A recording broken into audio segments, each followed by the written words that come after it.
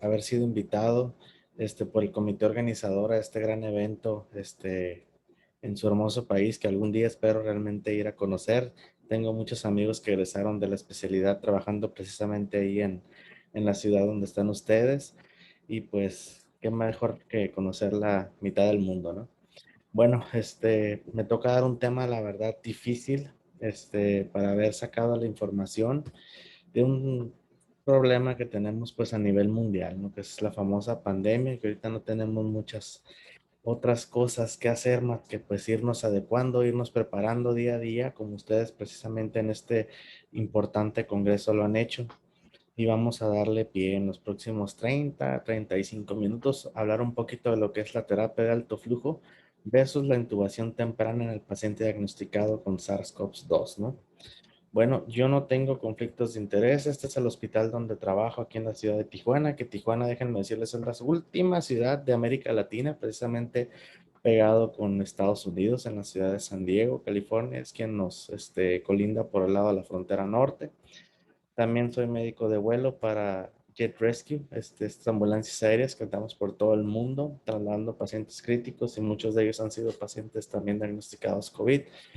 Y pertenecemos nosotros a ECMO Team Tijuana, el centro es 959 aquí en el Hospital Ángeles. Bueno, no voy a hablar mucho realmente de la fisiopatología y todo eso porque seguramente mis otros compañeros ponentes ya lo hicieron, ¿no? Pero todo el mundo sabemos lo que pasó en China por allá del 2009, ¿no? Que ellos detectan pacientes con una neumonía supuestamente de origen desconocido, ¿no? Y esto pues fue escalando hasta que la OMS lo declara pandemia en marzo del año 2020. Sabemos que no existe manejo todavía específico para los pacientitos en COVID, sino lo que hemos hecho los pacientes, nosotros como clínicos, pues es combinaciones de ciertos medicamentos.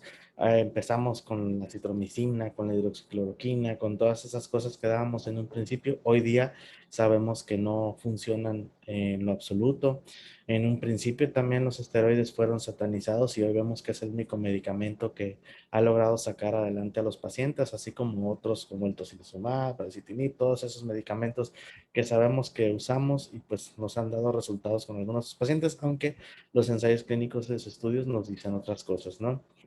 Muy importante saber, entonces, muy importante el saber cuándo darle una terapia de oxígeno a nuestro paciente, dependiendo del estado clínico, que en todos y cada uno de ellos va a tener manifestaciones clínicas completamente diferentes. Entonces, COVID no es una receta de cocina. Tenemos que estar ahí con el paciente las 24 horas del día una vez que se ha decidido que este paciente ocupa hospitalización. Y bueno, pues todo el mundo le echó la culpa a este pobre amiguito, que es el famoso murciélago, que es el culpable, ¿no? De lo del inicio, vaya, de la pandemia, por unos, personas allá de China donde comieron supuestamente el murciélago, pero bueno, eso y las mil historias de conspiración que existen a nivel mundial en torno al COVID, pues hace cosas muy raritas, ¿no? Pero bueno, no vamos a hablar de ello y luego los tratamientos milagrosos, que el dióxido de cloro y todas las cosas que ya conocemos, ¿no? Pero no es el fin de ahorita. Sabemos que el método diagnóstico, el gold standard, es la PCR, sin embargo, vemos que hasta un 67% de los casos van a tener falsos negativos o falsos positivos, lo cual hace muy peligroso pues tratar de detectar a los pacientes. Sabemos que no es inmediato el resultado está en los siguientes al menos 12 a 24 horas, ¿no? Bueno, que más del 80% de los casos son casos leves a moderados, como yo desafortunadamente tuve la infección ahí en diciembre, fue un caso leve, gracias a Dios, no experimenté la hipoxia, la desaturación y la falta de aire, pero créanme que son 2 semanas horribles mentalmente hablando de todo lo que pasa, ¿no? Desafortunadamente, del 15 al 5% de nuestros pacientitos van a presentar casos de severidad y más del 75% de los pacientes que decidimos hospitalizar van a requerir sí o sí de aporte de oxígeno. Sabemos también que la mortalidad es muy baja en los pacientes jóvenes, 0.3 muertes por cada 1000 casos. Sin embargo, en los pacientitos mayores de 85 años, hasta 30 muertes por cada 1000 casos de pacientes. En la terapia intensiva, una vez que ingresan los pacientes, está calculada en un 40%. Y en los pacientes que son intubados, la mortalidad se eleva hasta un 80%. Hace unas semanas que estábamos haciendo la plática, pues vemos los casos a nivel mundial, cerca de 135 millones con aproximadamente casi 3 millones de muertos. Pero algo muy alentador que vemos ahí, pues son toda la cantidad de vacunas que se han puesto a nivel mundial y que son cerca de casi los 800 millones y ya tenemos afortunadamente cerca de los 170 millones de pacientes, de personas completamente inmunizadas. Gracias a Dios, pues ya me tocó a mí mis dos dosis y estamos alentadores de que esto pueda funcionarnos. Estados Unidos, pues vemos que es el país con mayor incidencia, seguido por Brasil, la India, Francia, España, Rusia, las nuevas cepas que conocemos a nivel mundial. ¿Dónde queda México con cerca de 2,5 millones de casos? 2,5 millones, con cerca de 209,000 personas fallecidas a raíz del COVID, ¿no? Y bueno, esta es una historia más o menos de cómo ha ido evolucionando en este artículo que está en llama. Este es un artículo muy bueno, es un muy buen resumen de todo lo que ha pasado. Y pues vemos cómo a raíz del año pasado pues se fue desarrollando la pandemia, ¿no? Desde China, luego el primer caso en Tailandia donde fue extra China, por así decirlo, en Filipinas, que se declara la pandemia y todas estas cosas como han ido exponencialmente duplicándose los casos de COVID, ¿no? Y a nivel pues mundial, pues como vemos en América cómo nos ha ido, pues sabemos que desafortunadamente pues muy mal. Pero bueno, ahí estamos aguantando nosotros, los médicos de urgencias, que hemos estado al frente del campo de batalla, mis compañeros sobre todo, y pues vamos poco a poco y siendo optimistas con esto, ¿no? Pero bueno, conocemos indudablemente que la causa más frecuente de mortalidad en el paciente con SARS-CoV-2, pues es el fracaso ventilatorio agudo, ¿no? Entonces aquí es donde nosotros tenemos que ser muy incisivos cuando estamos frente a un paciente para conocer cuándo tenemos la necesidad de iniciarle aporte de oxígeno, ¿no? Cuando este paciente puede requerir únicamente oxígeno en bajos flujos hasta ir escalando al alto flujo, al, a la intubación orotraqueal y hasta pacientitos que han necesitado de terapia de circulación extracorpórea, oxigenación extracorpórea, como lo es el ECMO, ¿no? En China se cree que cerca de los de 40,3% de los pacientes desarrollaron este síndrome de distrés respiratorio agudo. 5% más o menos de ellos requirió ventilación mecánica no invasiva, 2,3% ventilación mecánica invasiva y menos del 1% terapia ECMO, ¿no? Estos datos de veras yo los pondría muy en, en cuestionamiento, pero bueno, eso es cosa ya de otro tema, porque vemos que el comportamiento muchas veces de los pacientes que tenemos hospitalizados, pues no es ¿no? Sino muchas veces por algunos motivos genéticos, no lo conocemos, pues es muy agresiva la presentación de los casos en nuestros pacientes. ¿Qué criterios tenemos para iniciar soporte ventilatorio en nuestros pacientes con COVID? Pues, los clínicos, donde es donde más nosotros tenemos que estar incisivos, estar vigilando. La disnea, cuando el paciente tenga signos de incremento del trabajo ventilatorio, que esté empezando con uso de musculatura accesoria, que tenga movimiento paradójico a nivel abdominal, que tenga un muy importante incremento del trabajo ventilatorio, que esté taquipneico, sobre todo por arriba de 30 respiraciones por minuto. Y obviamente que el paciente presente datos de deterioro neurológico o alteración neurológica, pues ahí no nos quedará dudas, ¿no? Otra cosa que esta enfermedad nos ha dejado de mucha enseñanza es la increíble tolerancia a la hipoxia que tienen estos pacientes. Antes yo me acuerdo y ahorita platico con mis compañeros, pues qué ser humano te llegaba saturando al servicio de urgencias en 30, en 40% de saturación por pulsoximetría y estaba vivo. Ninguno. Me acuerdo que antes un ser humano que respirara al aire ambiente saturando a un 80% era un paciente que no tardabas ni un minuto en cuando ya tenías un tubo en su tráquea metido, ¿no? Entonces, por motivos de la enfermedad, pues hemos hecho este fenómeno de la famosa hipoxia silenciosa, pero en algunos no lo toleran, en otros sí lo toleran, eso pues todavía no lo tenemos bien descrito, ¿no?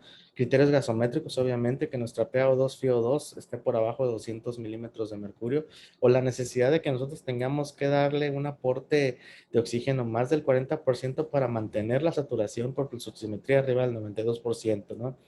Aquellos pacientes que realizan alteraciones a nivel de equilibrio ácido-base con el desarrollo de acidosis respiratoria. Cuando ya perdemos el pH, inicia también la retención del CaO2, ¿no? Eh, difícil, la verdad, cuando estos pacientes van a estar ante esta situación. Sabemos cómo hemos estado nosotros sobrepasados en los servicios de urgencias, ¿no? Hay una carta por ahí al editor. Mucho de lo que vamos a hablar de hoy son cartas realmente al editor, reporte de casos y algunos metaanálisis que vamos a presentar, donde en estos pacientes pues realmente la PaO2, FiO2 pues no tiene gran importancia, ¿no? Pero bueno, creo que hay que individualizar los casos y en base a ellos pues tomar decisiones con nuestros pacientes, ¿no? Pero ¿qué rol tiene realmente el alto flujo en la insuficiencia respiratoria aguda, ¿no? Nos va a permitir administrarle el FiO2 real, a diferencia de, por ejemplo, el paciente, vemos en la gráfica de arriba, que es un pacientito con una cánula nasal a 4 litros por minuto, vemos la mezcla de aire que va a haber con el oxígeno que le estamos dando y pues vemos que es muy pobre el aporte de oxígeno, a diferencia de la cánula nasal de alto flujo, que el FiO2 que le estamos dando al paciente va a ser el FiO2 real, ¿no? Nos va a permitir mejorar la oxigenación por diferentes mecanismos, como vamos leyendo aquí. Va a disminuir la división del oxígeno administrado con el aire ambiente y el espacio muerto. Nos va a aumentar el volumen circulante y nos va a generar cierta presión positiva en la vía aérea como si estuviéramos usando un mecanismo de CPAP. Tiene también efectos beneficiosos a nivel hemodinámico, nos va a mejorar la capacidad para realizar esfuerzo. La humidificación activa que tienen estos dispositivos de alto flujo, pues nos va a mejorar el transporte de oxígeno. Y algo muy importante es que va a incrementar supuestamente la sensación de bienestar en nuestros pacientes, ¿no? No es, acuérdense, el cánula de alto flujo son canulitas nada más, son flexibles, no hay que tener una interfase, no hay que tener un casco como la ventilación en helmet también que está descrita en algunos estudios, que realmente no tiene mejoría ni disminuye la mortalidad cuando es comparado con el oxígeno en alto flujo, ¿no? Este efecto CPAP-like que le estaba diciendo lo vamos a lograr cuando usamos flujos entre el 35 a 60 litros por minuto. Esto nos va a generar el desarrollo de presiones respiratorias en la faringe, más o menos de 2 o 3 centímetros de agua con la boca abierta y hasta 7 centímetros de agua con la boca cerrada. Entonces será importante que a nuestros pacientes le digamos cuando tengamos el uso de alto flujo, estén con la boca cerrada la mayor parte del tiempo para que logren esa generación de presión positiva en la vía aérea, como lo que comentamos, ¿no? El efecto CPAP-like. Nos va a aumentar la impedancia pulmonar al final de la expiración y posiblemente todo esto que estamos mencionando nos vaya a hacer cierto desarrollo de reclutamiento alveolar. Nos va a disminuir también la presión del trabajo ventilatorio y el costo metabólico por el acondicionamiento de los gases que ya estamos viendo, ¿no? El efecto de la humidificación del oxígeno va a mejorarnos la función ciliar, nos va a facilitar la expulsión de secreciones, va a disminuir la formación de atelectasias que sabemos también que es una causa muy frecuente por las cuales los pacientitos presentan mm, ¿cómo lo quiero decir de una manera muy correcta? Presentan falla, pues, al ventilatoria, ¿no? Por el desarrollo de las atelectasias, nos va a disminuir también los shunts, nos va a permitir disminuir la frecuencia ventilatoria y con esto mejorar la oxigenación. También, obviamente, nos va a disminuir la resistencia de la vía aérea y con ello disminuirnos el trabajo ventilatorio. ¿Qué efecto va a tener el oxígeno en alto flujo sobre el patrón ventilatorio y hemodinámico? Nos va a aumentar la impedancia pulmonar, nos va a aumentar el volumen tidal, el volumen total, nos va a disminuir la frecuencia cardíaca sin que se retenga CO2, nos va a reducir el trabajo ventilatorio, nos va a probablemente cambiar generar cambios positivos a nivel del patrón hemodinámico en pacientes que están con insuficiencia respiratoria aguda, va a disminuirnos la presión de precarga del ventrículo derecho porque nos va a disminuir también el colapso de la vena cava inferior. Alto flujo, la verdad, en un principio de la pandemia, pues no era una opción, ¿no? Sin embargo, por el pensamiento falso que se tenía que se generaban aerosoles. Sin embargo, sabemos hoy que realmente el aerosol, pues no es tanto el que se va a generar. Tenemos que darle si tiene condiciones el paciente, sobre todo que no tenga alteraciones hemodinámicas, que no esté en estado de choque, que no esté con alteración neurológica, pues podemos darle la oportunidad de manejarlo con oxígeno de alto flujo. El uso de alto flujo nos va a disminuir el riesgo de la intubación orotraqueal hasta el 15% de los casos. ¿Qué programación inicial tenemos que darle a este paciente? La FiO2 necesaria para que tengamos una saturación por abajo de 95%, ¿no? Que yo la verdad lo creo que es una belleza, con que tengamos el paciente arriba de 90, 92% es más que suficiente y tenemos que usar flujos altos, 50, 60 litros por minuto para poder darle esos efectos que estábamos hablando hace ratito. Si no, de nada serviría el alto flujo y haz de cuenta que estamos dando oxígeno en un paciente con cánula nasal únicamente. ¿Por qué voy a hablar de la posición prona? Porque hemos usado nosotros máquinas de alto flujo en los pacientitos con COVID y estamos ventilándolos en prono despierto, ¿no? El estudio más significativo lo conocemos por el doctor Guerin y sus equipo de colaboradores, el estudio PROCEBA, que fue escrito en el 2013, publicado en el New England. Aquí pues únicamente muy rápido, fueron cerca de 500 pacientes, vieron que fue menor la mortalidad en los pacientitos que se utilizó la ventilación en prono, con una P significativa, como vemos ahí la Kaplan-Meier también, pues es menor la mortalidad en el paciente que se ventiló en prono y pues a final de cuentas a los 90 días logró demostrar disminución de la mortalidad. Es una técnica segura, que hasta el 80% de los pacientitos con CIRA va a ser suficiente, nos va a disminuir el gradiente gravitacional de la presión pleural, nos va a mejorar el drenaje de secreciones, nos va a mejorar la motilidad del diafragma, va a disminuir el efecto del peso del corazón sobre el pulmón. Ahorita vamos a ver unas gráficas, va a tener efectos positivos en la compliance de la pared torácica y la mecánica ventilatoria. También va a disminuir los cortocircuitos de perfusión y nos va a haber cambios positivos para el reclutamiento alveolar. Y aquí estamos viendo en esta imagen, si vemos la parte de arriba, es en el paciente ventilándose en modo supino. Y vemos que la parte más reclutable de los pulmones está realmente en la parte posterior. Veámoslo como este cono que está aquí. Entonces vemos toda la presión que ejerce la pared torácica, el abdomen, cómo se mejora cuando nosotros invertimos ese cono. Tenemos partes más reclutables, tenemos disminución de la pared, de la presión que ejerce la pared torácica y de la pared que ejerce el abdomen sobre el tórax, ¿no? Aquí vemos en esta imagen también el paciente ventilándose en modo supino y el paciente ventilándose en modo prono.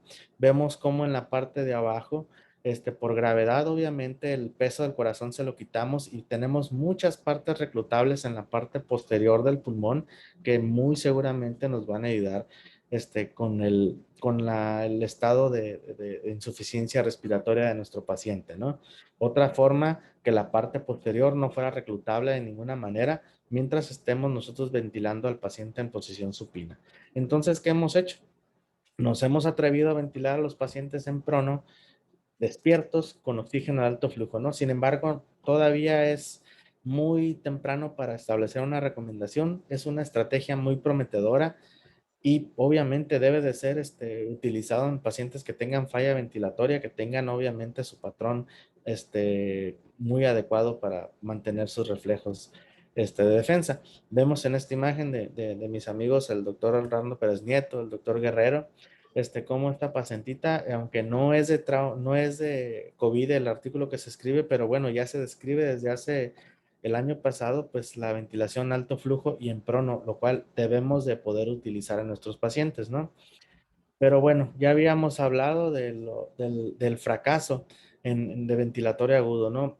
Es indudable que en quienes se retrasa el aporte de oxígeno por ventilación invasiva, pues va a existir mayor mortalidad, ¿no? Sabemos que la forma más utilizada es la ventilación mecánica, hasta cerca del 90% versus el 11% de ventilación mecánica no invasiva. Tenemos que ir escalando nuestro manejo, pero si hay condiciones de gravedad, obviamente no podemos darle una estrategia no invasiva a nuestro paciente, ¿no? E ir pensando a este pacientito que puede llegar a requerir hasta terapia ECMO, ¿no? Aquellos pacientes que tengan, a pesar de oxígeno suplementario, pues nuestra PaO2 se ve en 100, ya tenemos que pensar aquellos pacientes que tengan ausencia de fracaso orgánico múltiple, con un índice Apache, como lo menciona la literatura, menos de 20, y aquellos pacientes que pues desafortunadamente quienes los hemos vigilado y no tenemos mejoría en la siguiente hora, pues se tiene que pensar en dar el siguiente paso, ¿no? Bueno, sí hay recomendaciones del beneficio del uso del oxígeno en alto flujo, pero todavía no nos muestran pues un beneficio real los metaanálisis y todos los estudios que hay de esto, ¿no? Sabemos que nos benefician el riesgo de intubación supuestamente a los 28 días de su uso versus su no uso, sí, y hay reducción supuestamente de la mortalidad en la unidad de terapia intensiva cerca de los 90 días. Sin embargo, insisto, todo esto es individualizado. No podemos decir si sirve por completo, no sirve por completo. Hay que esperar la intubación hasta que el paciente esté saturando 80%. No, todavía no. Por eso hay algunas escalas que nos van a servir. El índice de ROX, por ejemplo, es uno de ellos porque tenemos que decir hasta cuándo. ¿Cuándo tenemos que dar el siguiente paso, no? Luego empieza el paciente, ¿no? Que nos llega al servicio de urgencia, le iniciamos oxígeno por puntas nasales, escalamos a mascarilla con reservorio, de mascarilla con reservorio nos vamos a oxígeno de alto flujo nos vamos a oxígeno en alto flujo con el paciente temprano con una mascarilla aparte, y de ahí al final de cuentas es que, híjole, ¿sabes que fracasó el paciente? Hay que intubarlo. Entonces, este tiempo que le estuvimos dando al paciente, dando la oportunidad a no ser intubado, puede costarnos mucho, ¿no? El índice de ROX lo sacamos dividiendo la saturación entre la FiO2, entre la frecuencia respiratoria. Aquí, como ven, es gradual, es a las 2, a las 6 y a las 12 horas. Si tenemos un índice de ROX por arriba de 4.88, tenemos bajo riesgo de que este paciente requiera intubarse. Caso contrario, el de abajo, cuando tengamos menos de 3.85 a las 2, a las 6 y a las 12 horas, tenemos quizá el riesgo elevado de que este paciente vaya a requerir intubación orotraqueal y ventilación mecánica. Tenemos el caso de este pacientito, donde lo teníamos ya con una FiO2, casi en parámetros máximos de ventilación en alto flujo. Teníamos 60 litros por minuto, respirándonos 28 ventilaciones por minuto. El índice de ROX que nos dio, según lo que calculamos, fue de 3.88. Definitivamente con este paciente no debíamos ya esperarnos más. Como se dan cuenta ustedes en la gasometría, el PCO2 está ya en 46, algo fuera de límites normales para un nivel del mar como estamos aquí en Tijuana, con una PaO2 ya por abajo de límites permisibles, que sería hasta 60, ya 55, pues ya nos hablan de algo muy, muy terrible que está pasando en el paciente. Y aparte, pues una saturación ya en 87% por gasometría. A este pacientito, por obvias razones, lo tuvimos que intubar en ese momento. Otra de las escalas que nos va a servir también es la escala HACOR, que esta escala se describe para el uso de cuando tengamos fracaso en la ventilación no invasiva, por ejemplo, el uso de CPAP. Veamos ahora los signos vitales del paciente. Su frecuencia cardíaca estaba en 100. Ahí que le damos, ¿cuántos puntos le damos? Nos dice según la escala que no le demos ninguna, ¿no? El pH del paciente 7.36, es decir, normal, no le damos tampoco nada. En la escala de Glasgow, aquí sí le empezamos a dar ya 2 puntos porque tiene 14 puntos. El índice de Kirby, que es nuestro principal problema ahorita, está en 68. Imagínense, ya le estamos dando ahí nada más 6 puntos y la frecuencia respiratoria que ya hemos hablado está en 28 puntos. En teoría no le deberíamos dar, pero bueno, esa es la escala HACOR. Y esta escala nos dice que más de 5 puntos después de una hora de iniciarle el oxígeno de alto flujo es igual a fracaso y tenemos que pensar en intubar a nuestro paciente. Este esquema me gustó mucho, está escrito en el British Medical Journal de este año y es qué hacer con el paciente cuando nos llega con fracaso ventilatorio, con hipoxemia severa, ¿no? El paciente, obviamente, como vemos al principio, que está con datos de choque a pesar del uso de vasopresores y que tiene alteración del estado mental, no lo vamos a considerar candidato a manejarse de manera conservador, para la redundancia, e indudablemente pues lo vamos a tener que intubar, ¿no? A este pacientito que tengamos por ahí, que tiene falla cardíaca o que no tenga falla cardíaca, cómo está nuestra PaO2, FiO2 arriba de 150, pues quizá podamos utilizar oxígeno de alto flujo y que dice ahí muy importante, vigilarlo cada hora.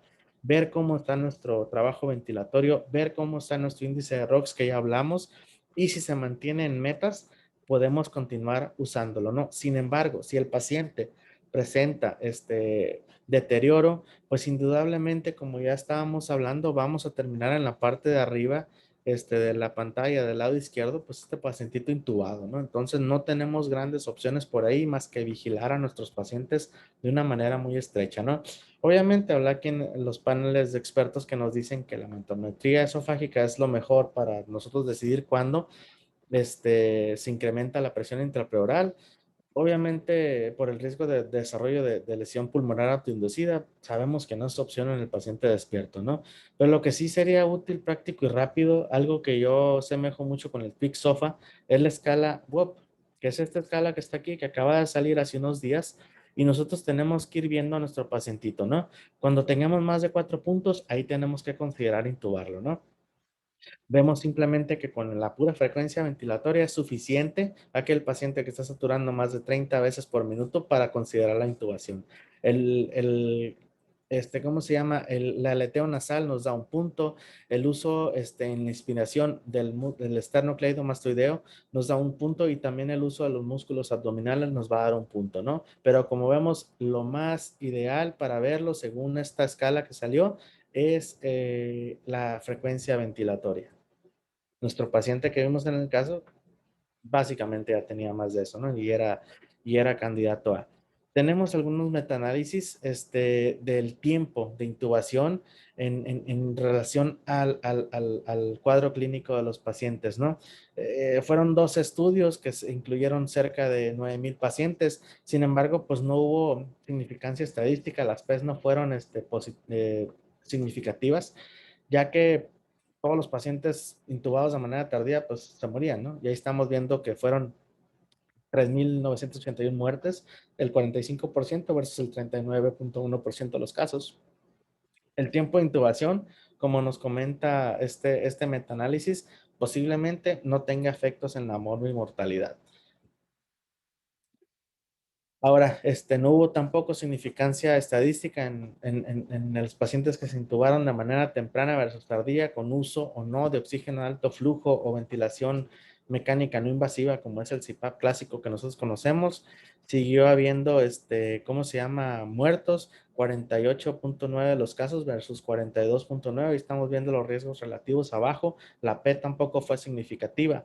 Entonces, este estudio ¿en qué concluye? Que probablemente los estudios que existen nos va a llevar a tener conductas de wait and see, es decir, individualizar, observar al paciente. No porque tengamos una cosa u otro dato ya significa que vamos a tener que tomar el siguiente paso, ¿no? Hay que acordarnos que todos los pacientes son diferentes, toda la evolución clínica de estos pacientes es diferente, por eso yo no estoy tan de acuerdo en las escalas y todo eso, porque no ha habido una escala adecuada, ¿no? Todas las escalas son adaptadas, pero sí el cuadro que me gustó mucho que mostramos hace ratito del British Medical Journal fue que tengamos que estar observando y observando, observando, revalorando, revalorando, revalorando a nuestros pacientitos, ¿no? Aquí estamos viendo en los forest plot cómo pues todo el mundo estaría a favor de la intubación tardía en nuestros pacientes, aunque todos tocan el cero, ¿no? Vemos también aquí igual en la duración de los días de la ventilación, quienes recomiendan lo temprano versus lo tardío, igual no tenemos significancia estadística. Y acá en esta última tabla la mortalidad pues sigue siendo, ¿no? En quienes sí se utilizó el alto flujo con la ventilación invasiva y en quienes no. Este otro estudio también es un estudio que se realizó en España, fue multicéntrico, fue en 36 unidades de terapia intensiva. Aquí compararon el uso del oxígeno en alto flujo versus la intubación temprana, ¿no? Únicamente entraron cerca de 470 pacientes, pero solamente fueron elegibles 122. Los grupos fueron homogéneos, fueron 61 pacientes versus 61 pacientes. El objetivo principal fue calcular los días libres de ventilador a los 28 días, ¿no? Los objetivos secundarios, obviamente, la mortalidad, los días de estancia en la terapia intensiva. Ellos concluyen que el uso del oxígeno en alto flujo puede llevar a menores días de ventilación mecánica y disminuir también los días de estancia en la terapia intensiva.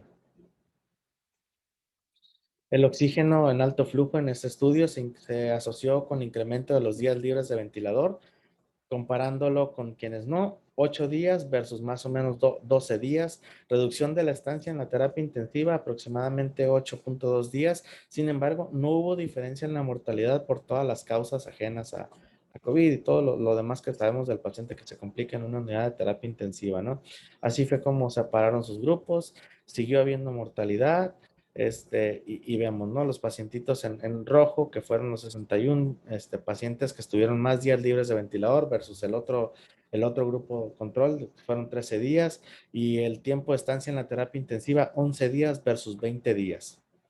Bueno, indudablemente que si tenemos que intubar a nuestros pacientitos, pues hay que cumplir con las metas de protección alveolar, ¿no? El uso del volumen tidal de 4 a 8 mililitros por kilo de peso predicho, mantener nuestra presión meseta en meta, mantener nuestra presión pico menos de 35 centímetros de agua, nuestro driving pressure menos de 13, que sabemos que es la presión meseta menos el PIB y que es quizá el mejor marcador de meta de protección alveolar que tenemos ahorita, el PIB suficiente para mantener nuestra saturación en metas de entre 88 a 92, el FiO2 suficiente para mantener lo que ya le estábamos comentando, mantener nuestro balance hídrico neutro, es decir, nuestro pulmón seco. Luego sabemos que el agua extrapulmonar es una de las complicaciones muy severas que podemos tener por balances positivos acumulados. O sea, bien conocemos que por cada litro que nosotros le brindemos al paciente de positividad, por así decirlo, su balance positivo nos va a aumentar el 10% de mortalidad, ¿no? Hay que considerar la ventilación en prono en caso de que sí se requiera y por último, y un caso muy severo, pues que el paciente sea candidato a manejo por terapia extracorpórea de oxigenación. Entonces, ¿qué concluimos de todo esto? ¿No? Sabemos que es una enfermedad nueva que tiene diferentes manifestaciones en todos y cada uno de nuestros pacientes. Seguimos en tener un tratamiento preciso. ¿Qué debemos de preocuparnos ahorita las nuevas variantes y en relación a las vacunas, ¿no? Que quizá tengan ahí el que sirvan, que no sirvan. Vimos ya que el oxígeno en alto flujo es una opción válida, es cómodo para el paciente, pero tenemos que estar con él, porque tenemos que saber cuándo tenemos que dar el siguiente paso, ¿no?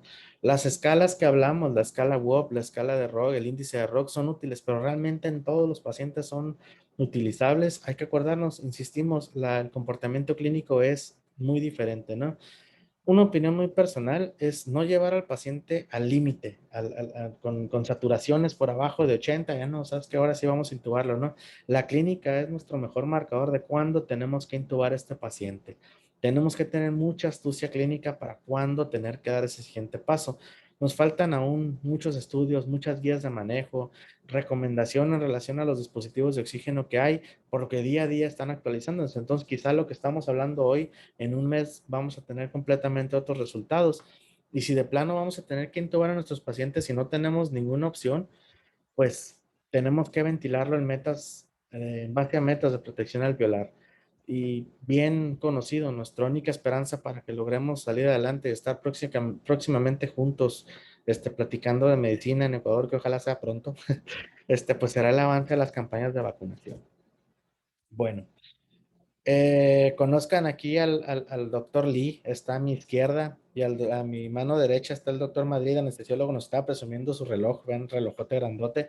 El doctor Lee es un excelente cirujano, es un hombre que tiene muchísima experiencia en abdomen complicado. Afortunadamente puedo decir que es mi amigo y que es el cirujano de mi grupo de trabajo. Él lo tuvimos intubado por cerca de 8 o 9 días, obviamente pues hipertenso, obeso, estuvo ventilado en prono, estuvimos con oxígeno en alto flujo. Sin embargo, progresó tan fea su enfermedad que pues tuvimos que intubarlo. Afortunadamente lo logramos sacar adelante. Esta foto es de hace más o menos unas 3 semanas que tuvimos por ahí un caso donde me metí a ayudar en una cirugía, porque también me encanta. Y pues gracias a Dios el doctor sigue con nosotros, ¿no?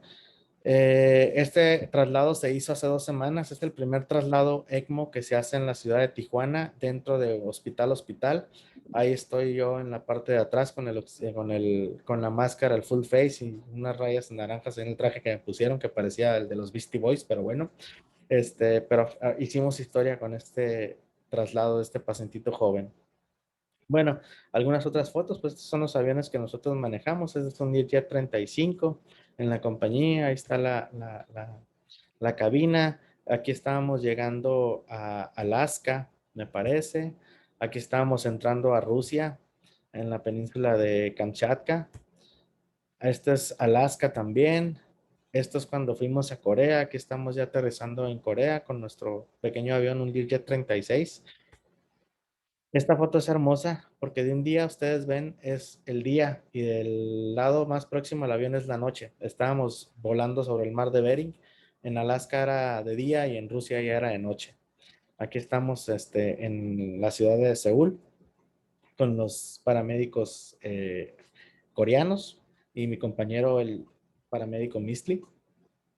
Fuimos por un pacientito trabajando allá en áreas, en tierras asiáticas, ¿no?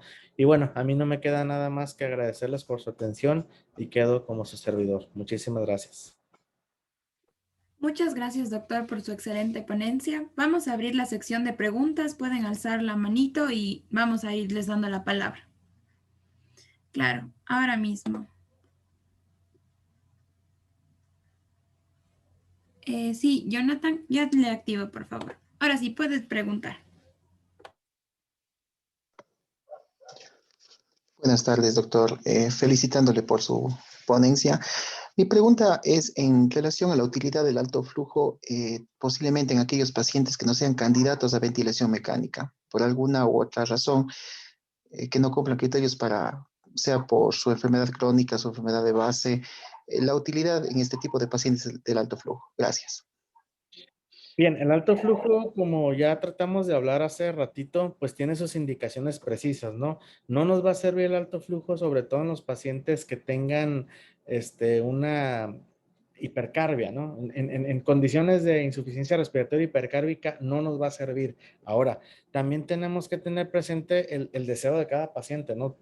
Hemos visto cantidades enormes de pacientes que no quieren intubarse porque tienen miedo por todo lo que ya estábamos hablando, de los índices de mortalidad todavía tan alto en ello. Entonces, pues tenemos que llegar al límite. O sea, muchas veces los pacientes terminan cediéndonos, ¿no? O sea, es que sí, ya intúbame, no te voy a debatir esto, doctor. Pero bueno, creo que ahí tenemos que ver el deseo de cada paciente, la futilidad, que este pacientito sea recuperable, si no, pues manejarlo con alto flujo y pues va a llegar el momento, como ya vimos ahorita con la presentación, que no va a ser posible tenerlo y vamos a tener que forzosamente dar el siguiente paso, o si no, desafortunadamente, pues sabremos lo que le va a pasar a este paciente, ¿no? Espero que haya contestado tu pregunta. Sí, muchas gracias, doctor. Por favor, Carlos. Doctor, muy buenas tardes. Felicitándole por su labor. Doc, una pregunta muy importante es que estábamos viendo la mejoría de los pacientes en la posición pronovigil. Ahora, estaba la otra vez leyendo yo un artículo en el que se mencionaba sobre la posición genupectoral, que también es recomendable. No sé qué tan cierto sea eso o de qué tanta utilidad sea en algunos pacientes la utilización de la posición genupectoral. No sé si me podría ayudar, por favor. Gracias. Sí, mira, nosotros no la hemos utilizado en ninguno de los pacientes. Sé que por ahí hay cierta información de esa estrategia, por así decirle, en posición genopectoral, pero sinceramente no lo hemos utilizado. Sé que por allá hay algunos reportes, pues, muy lejanos, hace muchos años en Japón y todo eso, pero nosotros acá no la hemos utilizado con ningún paciente, ni en la institución donde yo trabajo ni tampoco en el medio privado. Así que la verdad, yo no te puedo hablar si sí o si no. Sí te puedo hablar de la ventilación en pronovigil, pero no en esta posición que me estás comentando. Espero haber respondido tu pregunta. Sí, doctor, muchas gracias.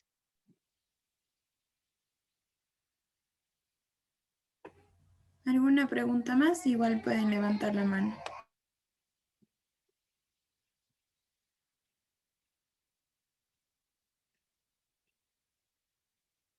Creo, doctor, que ya no hay más preguntas. Nuevamente le agradecemos por su excelente ponencia. Muchísimas gracias. Esperemos vernos pronto.